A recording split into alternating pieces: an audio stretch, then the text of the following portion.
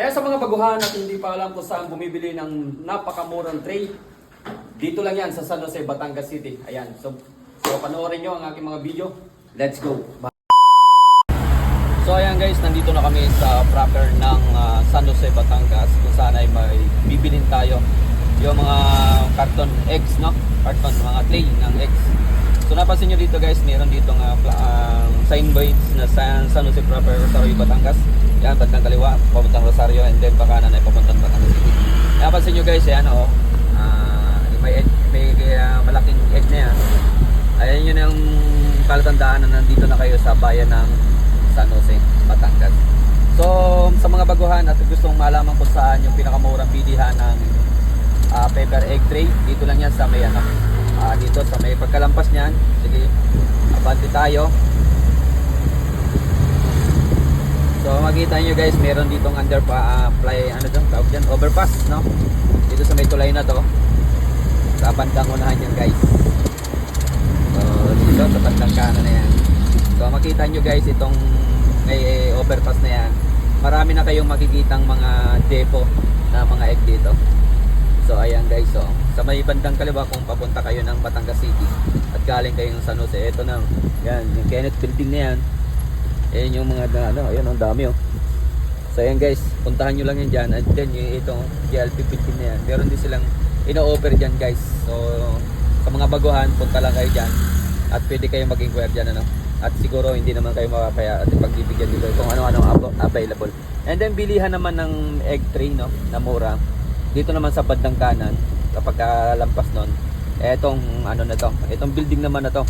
Ayan, Golden R building. So ayan guys, yung mga plastic tray. So tara, bibili tayo.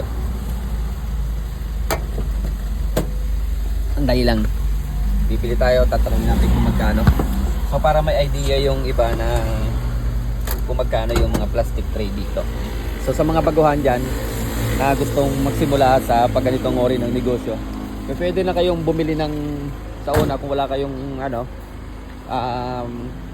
paper tray muna. Pero kung talagang in the future, kung matagal na kayong magninegosyo sa pag-iitlog, so sinasuggest ko mag plastic tray na kayo para hindi kayo nang bili ng bili. Ang sa akin guys ay karton lang tayo kasi gawa ng yung iba walang karton sa pagbibili ng kanilang mga egg sa store. Kaya naman karton yung binibili natin para magandalhin, tapos pwede natin ibigay sa kanila or pabayaran na lang ng kalahati. So ayun guys, marami. Etong size na to ay sa mga jumbo. So madam, magkano ang plastic tray ninyo? 14 ang per piraso. So 14 ang piraso nito guys.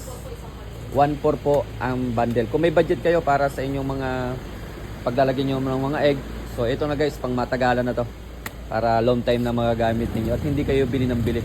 Unlike sa akin, every time na mawawalan ako ng carton eggs ay dito ako bumibili. Ano pangalan ng store nyo madam?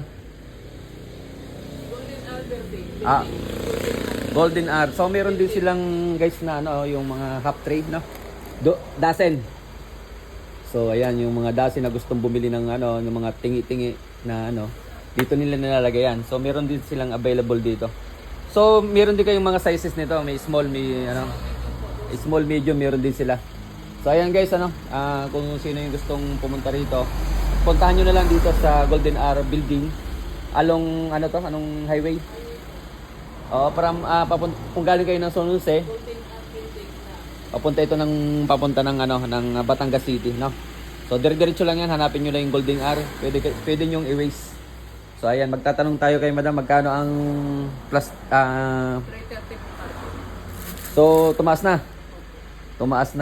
Dati kasi nakaraan na bumili tayo dito is ano po? 300, 320. Oo, ayan, talagang di na mapigilan ang pagtataas ng mga gamit natin to kasi disposable din naman to.